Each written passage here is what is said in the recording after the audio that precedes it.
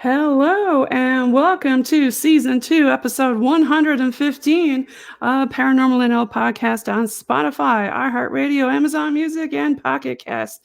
I'm your host, Jen. For tonight's show, let's give a big shout out to who introduced me to tonight's guest. A big shout out to the Ghost Whisperers, Don and Ron from Michigan, who were on PNL podcast season 2, episode 107. Now, let's give also a shout out to those folks in Newfoundland and Labrador who are listening. A happy first day back to school. It's time to pull up that cozy chair and a nice beverage and listen into your favorite podcast. Paranormal NL Podcast is a place where the people of Newfoundland and Labrador, Canada, and anywhere else in the world can share their paranormal experiences. PNL Podcast also believes in supporting people, places, and things to promote paranormal tourism and paranormal networking all over the world. A big thank you again to all the PNL Podcast alumni guests from season 1 and 2, and of course, our fans. We want to hear your stories. Do you have any paranormal, metaphysical, UFO, cryptid creature, folklore, historical books, or just tales of the weird you'd like to share as a guest on my PNL podcast? Please reach out to me on Facebook, Instagram, or Gmail. You can find that email in the episode description. After your episode, you'll become part of the P&L Podcast Alumni Network. And don't forget, you can also share your stories anonymously. And you can listen in for your free on the smart TV with your Spotify app. And make sure you click on that Spotify bell or subscribe or follow along on whatever platform you're using to get updates of new episodes. And head on over to our Facebook group and join that. We'd love to see you there. The Paranormal NL podcast group, where you can find new P&L episodes in the featured section of the group. And we're listening to our fans. Paranormal NL podcast is coming really soon to YouTube, and PNL is now also on Instagram, and PNL also has a Facebook page for fans who are not on Instagram. That's right, y'all asked, and we gave it to you for Insta Reel drops and a spot for the PNL Bog Team Facebook Go Lives. That's right, stay tuned for a new branch of Paranormal NL podcast with the Bog Team, a boots on the ground paranormal investigation team doing local historical investigations in Newfoundland. Our fans also asked us Paranormal NL Podcast merch, and Paranormal NL Podcast Boots on the Ground merch is available on TeePublic. Now, let's put on the stage tonight who I got with me on StreamYard. I've got Mr. Rusty here with me all the way from Michigan, USA, and he's with the Central Michigan Paranormal Investigations team. Welcome, Rusty. Hi, how you guys doing? Hey, welcome. We were just talking about the weather over in Michigan. I know it's cold over there too. Well, not really cold. It's 80 degrees, but during the summertime it can get hotter. Yeah. So over in Michigan, if I was going to do some paranormal tourism, where would you steer me to go to over there in your way? Oh, there's quite a few places here in the state. Just depends what part of the state you want to go to. Uh, Right? And how about around your area, Rusty? What's in your stomping grounds? our whole our whole town is haunted, Haunted? really. Yeah. Jackson, Michigan is built not only on limestone, but it Oh, also has the Grand River running right down the middle of it. okay. So there's two great conductors right there. Yeah, for sure. Tell me more about your team and stuff, Rusty. Well, I founded Central Michigan Paranormal in 1988. I've been doing this 1988. You've been out there. Yeah, I started way before the TV shows, and even before the internet. Really, you think about it, um, or just shortly after. Um, but yeah, I started in 1988. My first investigation was a cemetery, and ever since I was hooked. And I started Central Michigan shortly after my first investigation. Tell me about your first investigation that got you hooked. Oh What well, happened in the cemetery? it wasn't so much just what. That's not what hooked me. No? I mean, it did, but Yeah. uh, when I first started out, I was a big avid reader for cryptids. That was my thing. Yeah. Bigfoot, Loch Ness. Um, in high school, I was known to walk in the library, just grab a book and start reading it, especially about cryptids. Ran out of those books, asked the librarian, "Hey, what do you got else?" And she's like, "Well, what about ghosts?" And at that time, I'm like, "Yeah, those ghosts don't. They're not real. Cryptids are. Ghosts aren't." She's like, "Just read this book and let me know what you think." So I'm like, okay. I started reading it, and I started realizing a lot of the uh, locations that was mentioned in the book were right here in town. So I'm like, well, okay, time to go to these and visit them if that's the case, you know. And I went to the local cemetery, and from that time on, I was hooked. So Nothing really happened either. That's the funny thing. It is I didn't catch anything on any recording or any, film or anything like that. But I was just hooked from the moment on. yeah, I kind of started like that too as a skeptic. I mean, until something actually happens to you, then you're like, yeah, I don't know. But what kind of cryptids do you have up your way? The biggest one is Dogman. Dogman. Oh Yeah, yeah, yeah. yeah. Tell us about Dogman. Oh, Dogman is a interesting breed, I guess if you want to call it that.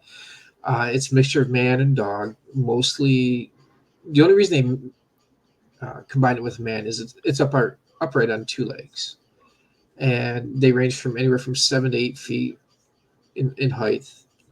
They have all the features of a dog, and their howl. I've actually heard their howl before. Is kind of between a scream and a dog's howl. Did you hear it? Where were you at when you heard the howl? I was up north near Muskegon, Michigan, camping with Muskegon? some friends. Yeah, and we were out and wasn't even thinking about Dogman at the time, even though I knew that was kind of the area where you could start seeing Dogman and everything like that.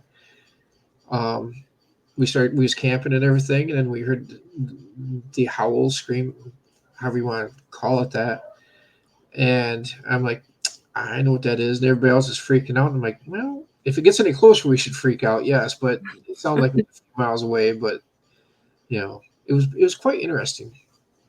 Yeah, yeah. When you hear stuff like that in the woods and you're not familiar with, it's like, hmm. Mhm. Did you see any other stuff like footprints or any No, other evidence or everybody was just too chicken to go along and find out. I mean, we explored out a little bit, but then they're like, no, if it's what you think it is, we're not going any further. And I'm like, right? well, that's Yeah.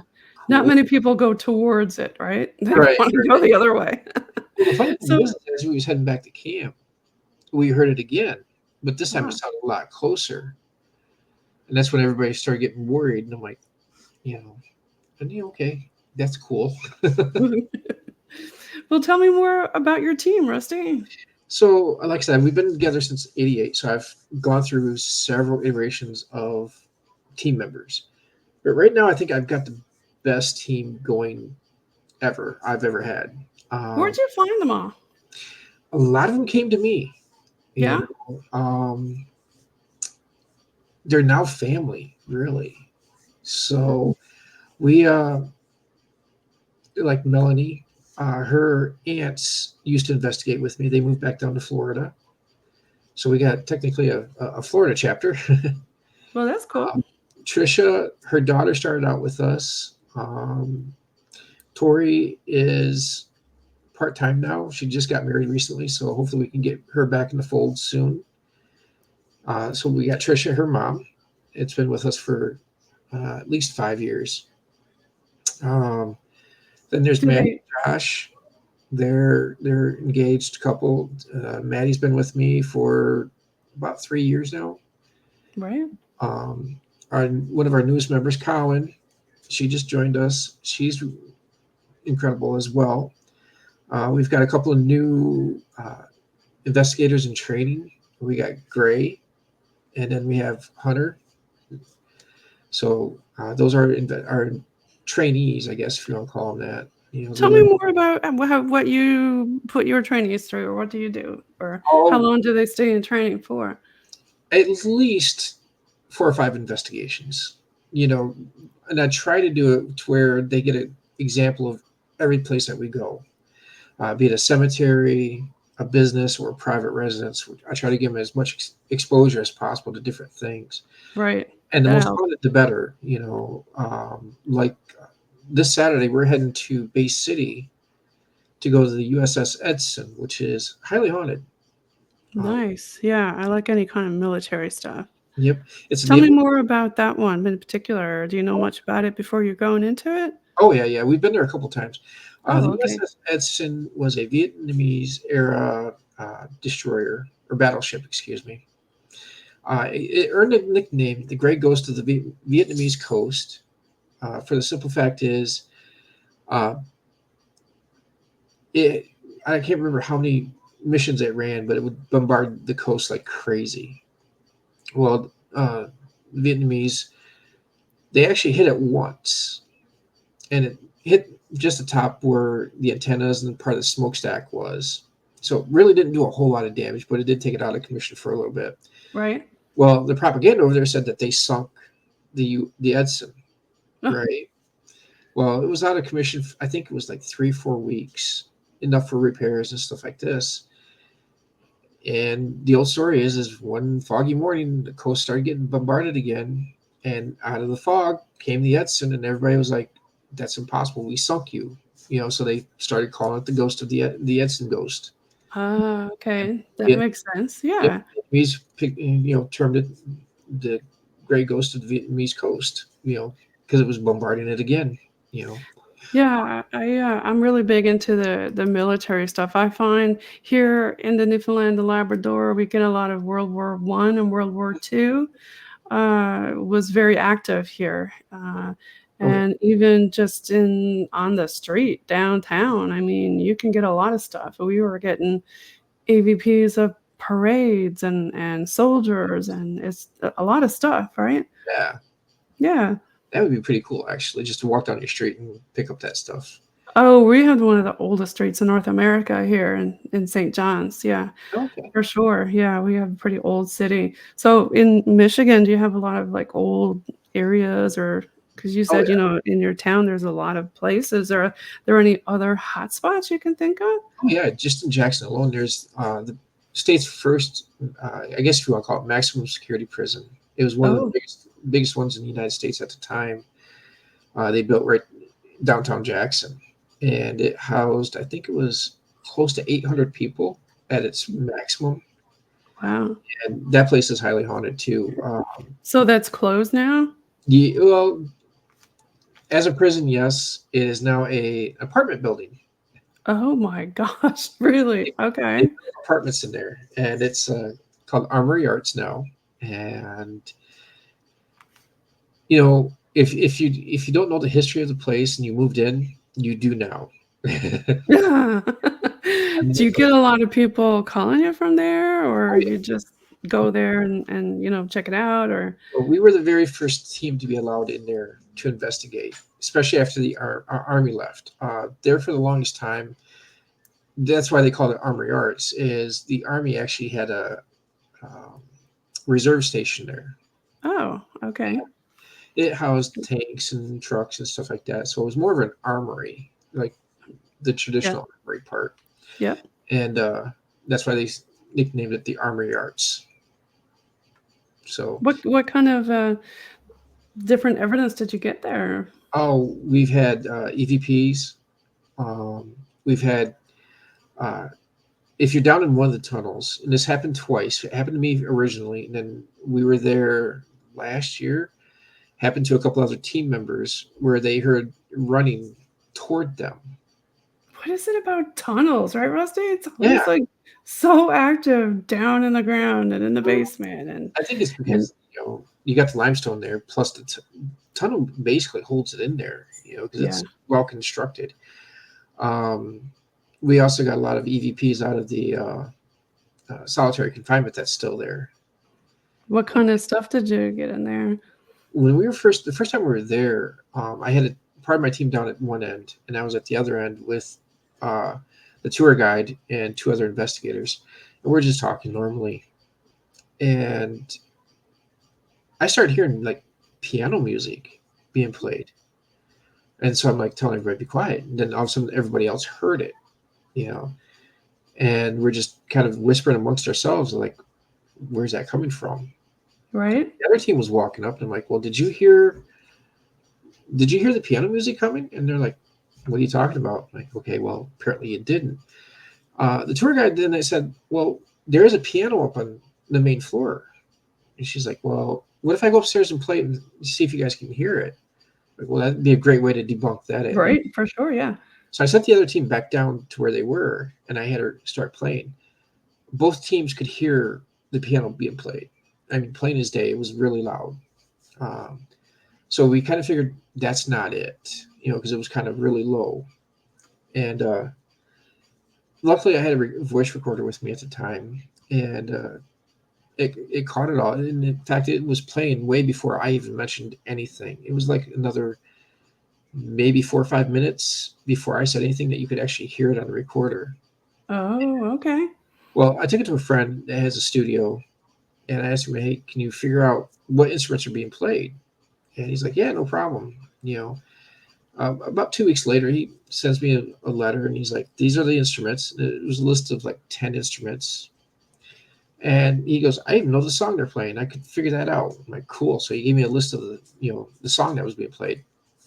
So I went to the reveal, and to her guide, she's like, "Hey, I got something to show you." I'm like, "Okay, cool. I got something to show you too." She opened up the book, and it was like a yearbook that they have, and one of the pictures she was showing me was the very last band that played at the prison, that when it was a prison. Oh, And I'm looking at it, and I'm looking at my paper, and I'm like, "Oh my gosh!" All the instruments he found on the recording was in that picture. And what really set me thinking, this is actually pretty cool, was they named the last song that they ever played. It was the same song that was being played. go away. Yeah, so it was quite That's really interesting. yeah. Yeah. Oh, I like that. That's really cool.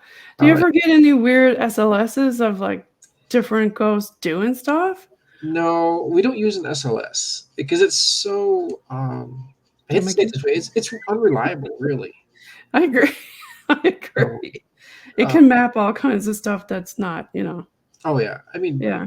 if you get in the right room, and certain paints will reflect, so you're getting a reflection, and it'll give you a false Yeah, like positive. yeah.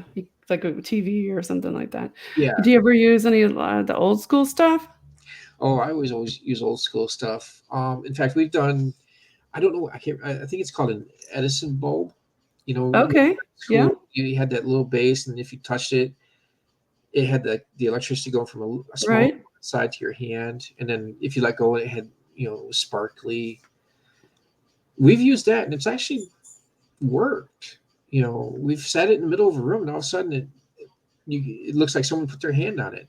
Because it had that one stream right to a hand, but nobody was there. So Interesting. yeah, we've used that too, which is pretty cool. Yeah. Um, I haven't used Polaroids in a long time, but I've thought about bringing that back too, because that's what I started out with. It was a Polaroid camera. Polaroids. Yeah. Yeah, I was actually talking to somebody last night, and when they were doing the flashes of the Polaroid and the camera, then they could see the entity. Yeah. There's, something to do with the light and the spectrum and whatnot. Do you ever play with the light spectrums? Oh yeah, I've got a full spectrum camera. Most of my cameras are full spectrum. Mhm. I also have a thermal camera that helps out quite a bit too.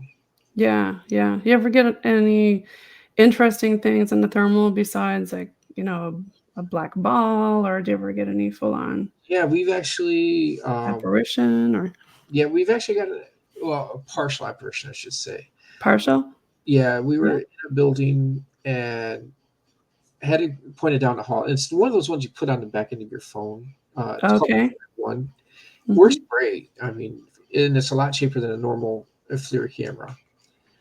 I had it facing down the hallway one time, and you could see like this head and part of a shoulder just kind of look out at you, and then kind of go back. And I know it was me and another investigator. We were the only ones in the building, so that was very interesting. That you could see this massive cold spot in the shape of a head and shoulder, kind of peer around a corner, and then just kind of move back, like, "Oh, you're here." Yeah, yeah. I we got like a few things on laser on the grid. Like, have you ever used that? Oh yeah, we use Yeah. all kinds of equipment, including the laser Yeah. grid. We've I don't know what it is about hallways, but you point it down a hallway, and it makes up something good down there. We've had what looked like, I wouldn't say a full body because you couldn't see the legs or anything in the grid, but you could see something like walk through it. Yeah. You know, Yeah. to see it, you're like, wait a minute here, am I seeing that correctly? And then you kind of just like, Yeah, stare. you're, like, going crazy trying to debunk it, like, "Hey, who's standing there?" and, when where were you?" and all that Yep. kinda good stuff. But tell me more stuff, Rusty, about some of your things that stick out in your mind for your investigations. Oh, we've done a lot. My very first uh, full body ghost I've ever seen. And now, mind you, I've only seen two of them in my whole career. Okay. Right? First time I was up in Escanaba, we were doing a lighthouse up there. It was right across the bay. And at the time, they had the, what do they call them? It's the cabin where the keepers lived, Right? or at least stayed. And the lighthouse was still, standing. It's now just a base, I think, of the lighthouse still. But at the time, the Coast Guard was actually in charge of all of our lighthouses here in the state.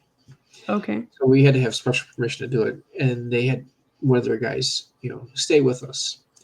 At the time, I had three investigators with me. We went up there, and we're sitting there just talking and everything. And a couple of guys like, "Hey, we're going back in town, grab batteries and grab stuff for food and stuff like this." Okay, cool. So they left. So it left one investigator, the Coast Guard guy, and myself there.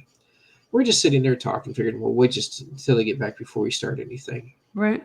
And while we're talking, this lady walks out of the house, closes the door, picks up the pail, starts walking toward the lighthouse. And she's like in 1920s dress, maybe a little bit earlier than that. So I'm like, looked at the Coast Guard, and I'm like, you didn't have to have reenactors come on. We know kind of what goes on with the lighthouse. And he's like, we're the only ones that's supposed to be here. So we're watching, and she goes into the lighthouse. Now, mind you, she didn't go through the door. She actually opened the door and walked in like a normal person. Right? So Okay. all three of us take off running toward the lighthouse, and we get in there, and you can see her walking up the steps. But as we're watching her, the more she goes up, the more you can start seeing through her. She was starting Uh-huh. to go invisible, really, Right? right? And then she got almost to the top, and you couldn't see her anymore. You could still hear her because of the bucket and everything, and her walking on the Huh. steps. Well, all of a sudden I hear the door behind me shut. And I'm like, okay, I'm more concentrated on what's going on in the lighthouse. Finally, we don't hear anything. And then I get smacked. And I'm like, Oh. okay, what the heck? It's my investigator. And he goes, you did the same thing I just did. I'm like, okay, what did I just do that you just did too? And he's like, we both forgot the camera. Oh, And it was laying on the hood of the car. Yeah. no. So we got walking back out, and the Coast Guard guy's in his car, and he hollers back that he's going to send someone else back. He's leaving. He got scared. Oh, go Yeah, away. yeah, because he saw her disappear too. So I was like, okay, He didn't like that. no. So we had to wait for another Coast Guard guy to get there. Well, it sounded like, residual, they're just minding their own business Yeah, and whatnot, right? yeah, well, yeah, But, that's exactly. some people get totally freaked out by stuff like that. I've got stories that uh, I carry diapers in my van just for a joke now, What? and it started out as a real story, but now it's more of a joke. It is. Uh, I'm sure you've had people come up to you and say, "Hey, I want to go on this investigations with you." So I had this one gentleman. Uh, he thought he was Mister, what we would call a Billy Badass. Thinks he's tougher than everybody, and struts his stuff and stuff like that. Right. He was screaming for me. I want to go. I want to go. Like, okay. So we actually started doing. Got invited to do a school up north. It was an elementary school at the time, and it was a kind of a newer one, kind of built in the 70s, maybe the early 80s. So it wasn't that old, really. Um, we got up there, and I told him, okay, when it's our turn to go in, you stay between me and another investigator. You don't go anywhere else. You don't do anything else because we don't want you running off, breaking a leg or something. And he's like, oh, I'll be fine. I'll be fine. Okay, cool. So it's finally our turn to go in because I had sent others in before us. I always go last. And You we're send the walking. ghost bait in first, do you? You're right. Shh, don't say anything.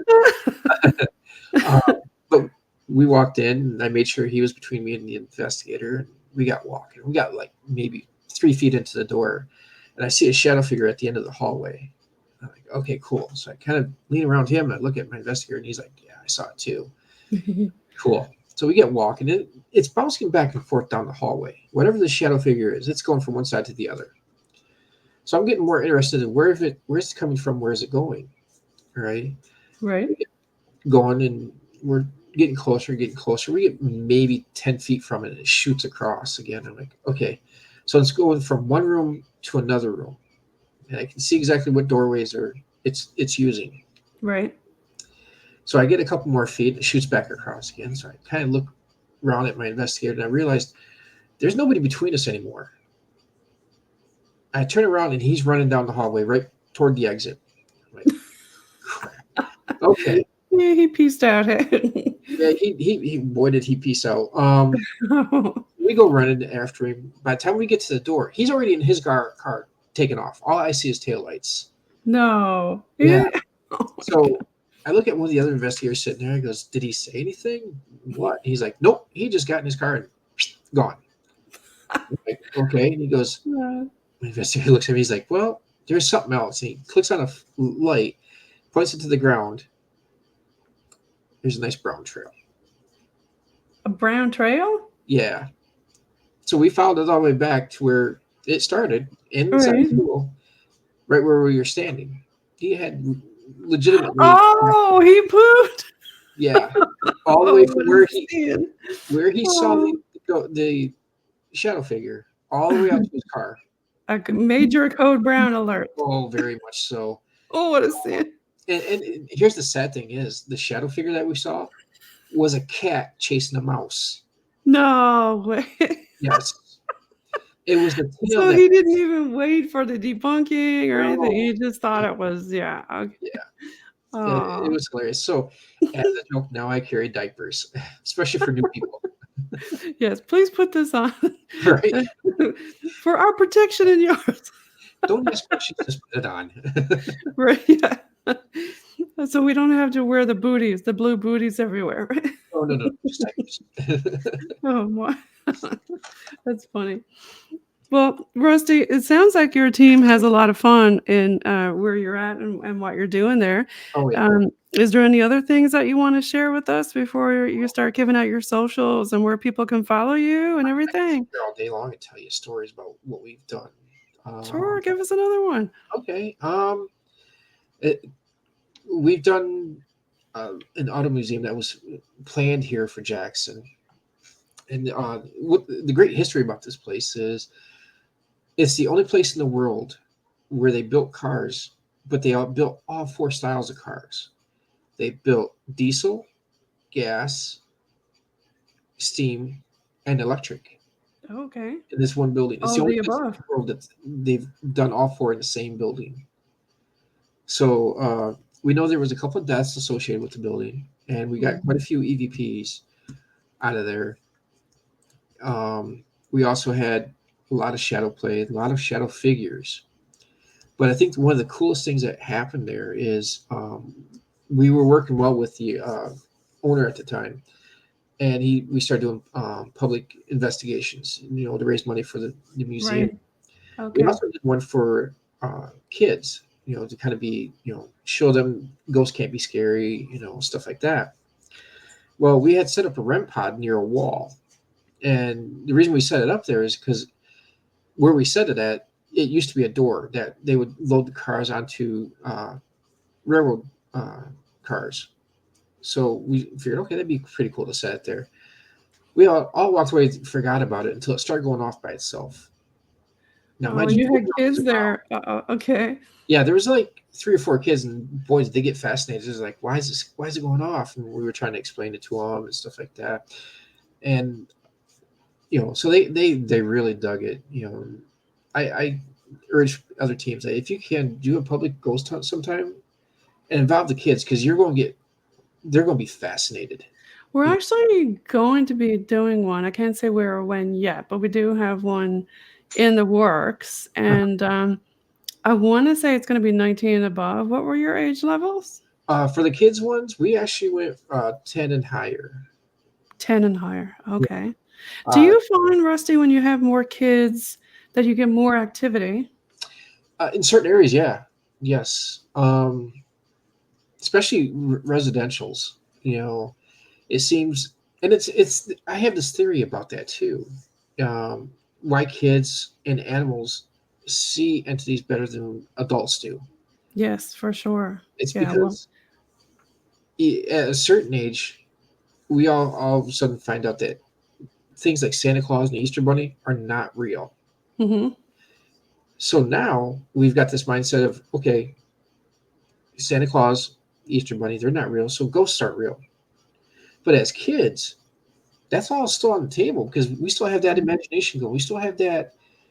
Let's not ruin it, because Santa Claus and Easter Bunny are real. So our Right. mentality is everything's real. You know, And from a medical standpoint, a lot of people, the physical people will talk about the pineal gland and how in adults it's all, calcified and shriveled up, and kids it's still healthy. right, right. I mean, there's a lot of reasons why. And I've noticed that with kids too, they're more open to talk about it than adults. Because they're excited. They're like, "Ooh!" And when people tell me, "Oh, they got an imaginary friend," I'm like, "Are you sure it's an imaginary?" I mean, it could be a ghost from days gone by, or a family member. You know, just listen to them and talk to them about it. So, because you'll learn a lot of interesting facts. In Oh, fact, for sure, especially for drawings and stuff like that. I had Mhm. one resident. It was up north, and both their kids were seeing the same imaginary friend, described to a T separately. And so I started listening to them. And I started, like, well, what's this friend do? And they're like, they just talk and we listen. They tell us stories. I'm like, okay, well, that's cool. Can you describe them? And they would describe their friend. When I mentioned it to the parents, they're like, well, how'd you get that information? I'm like, I just talked to them. And come to find out, the imaginary friend was their great grandfather. They described their Oh, grandfather, which they've never met. Only the mother had pictures, and she showed me a picture of him, and it was almost to exact T of what the kids described. that's interesting, isn't it? Oh yeah, and so Yeah, yeah. I told her to listen to your kids and have them relay what Grandpa really is saying. And she called me back about 2 months later, and she's like, I don't know why I did, but I did what you suggested. And she's like, he told me stories about my family that I would have never known. You Yeah, know, that and part is really interesting, I think. oh yeah, definitely. The So benevolent part of it, you know? no, yeah. I mean, don't get me wrong. Not every imaginary friend's gonna be a ghost, but you never Right. know. Mhm. Have So you ever gotten any, of that stuff with your family? Have no, you ever investigated your house or I my mom passed away in my house. Oh, I'm sorry, Rusty. Yeah, it was cancer, which you know, Okay. yeah. I'm sorry. That's thank you. Um, and she's always told me, if she passes away, never get the recorder out and try to record her because Oh, really? yeah, she's like, you won't like the responses. And I'm like, okay. So no, my mom, she's a little spitfire, so I'm sure it would have been very colorful. Laughing Yeah. in my face type thing. Well, it's always good to talk about families and stuff like that. And it sounds like you found yourself a good family with your team, like you said. Sounds like you got a great team there, and it's nice that you were established back in '88. I mean, I love that. I love the Yeah. old school stuff and everything. Well, And if folks, go ahead. sorry. I believe we are the oldest group still in existence in Michigan. In Michigan. Yes. Wow. Yeah. Kudos for that, Rusty. Oh yeah. It just goes to the team members too. Oh, and we Because have to give a shout out to your van. You got oh a yeah, lot of likes on that. Tell me about your cool looking wheels. yeah. It's an old ambulance. This is our second one actually. The other one was a lot older. Our Where first did you find that thing? At an auction or on Facebook Marketplace, believe it or not. no? Yeah, No I, way. I paid 3,000 for it. Uh, and the painting was like another 1,000. So it was like, okay, cool. So for $4,000, I got a nice little van. Yeah. Um, Basically, for years, a lot of my group team members wanted to do stuff during wintertime. But when we do residentials, 9 times out of 10, we're stuck on a porch. Yeah. So they're like, well, we don't want to freeze. I'm like thinking, okay, what Yeah. can I do? What can we use so we can do investigations year round, but not freeze on someone's porch? I was thinking, okay, regular van, panel van, buy an old U-Haul or something, And then I can't remember who it was. It was a family member. It's like, well, what about an old ambulance? Okay, I'll look into that too because that's an idea. And then I found one. The first one we found was near Detroit. So I went out there, looked at it, like, okay, this will work. Brought it home, got it painted, and been using it ever since. And now we can do investigations year round because it's kind of like our command center. Everything's in there. We I was carry just everything. gonna ask you that. Is it like your home base and, Yep. command center, you got all the good gear there? Oh yeah. And then all we got to do is run, our cords out from the inside to whatever location we're at. Mhm. You know, our setup time now has dropped from like a couple hours to maybe 20 minutes. 'Cause Okay, everything's that's right there. awesome. Yeah. Are you using Bluetooth on any of your equipment or No, it's all uh, wired still. all wired? Yeah. I'm finding, especially locations here in town, that there's too much steel and brick that interferes with the signal, so it sometimes Right. drops out. So I want Do you something. ever use, like, trail cam instead of, Yeah, we've used them wires? before. Yeah. Trail cams are fun. I wish they would do more video than they would do snapshots. Mhm. But that's just me personally. Yeah, I like the video portion of them also, the Yeah, snapshots, not so much video, yeah. you But, know, yeah, equipment-wise, there is a lot of setup and breakdown. People yeah. don't realize how much, right? Oh no, no, Because no. They think it's you like go cheap. in and it's like, "Okay, well, when are we gonna start?" Well, we gotta set it all up first, right?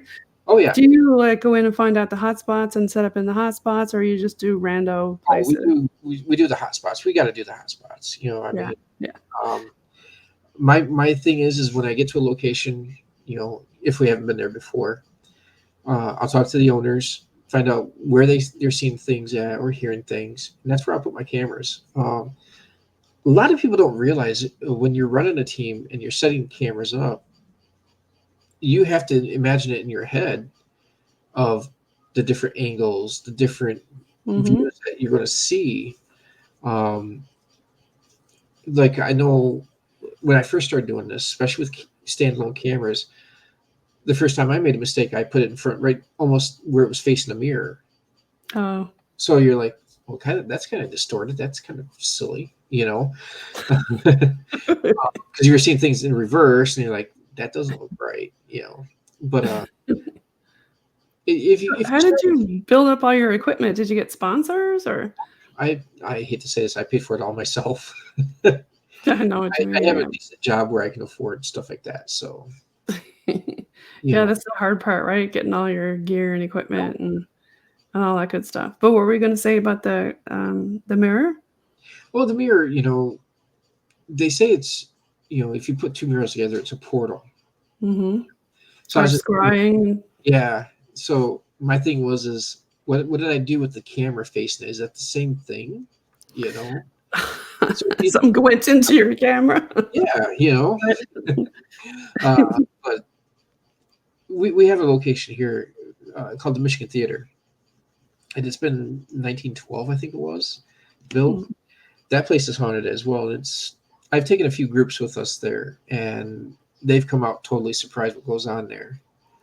Um, in fact, I had one group from Kalamazoo, and their leader was down setting up a recorder, and he could have swore he heard me up in the balcony Oh, asking, you know, "Are you done?"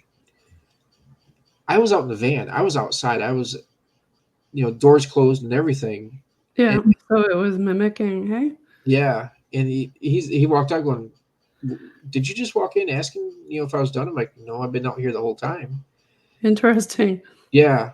So, we like to take people there when we can get in there. And we go there at least once a year, and every time we go, we get something totally different. You Do know, you? oh yeah, that's what I love about it. Is if it was the same stuff, I'd be like, okay, I'm bored now. But we get different stuff every time. And From what do you do when you go home? Do you sage, or what do you do? Or do you believe in that? I do, but I do a lot of prayers. You Yeah? know, Before and after, or just before? before and after. Before I Yeah. go on an investigation, when I get home, and two, I also tell whatever entities there, hey, you can't follow me home. You got to stay. Right.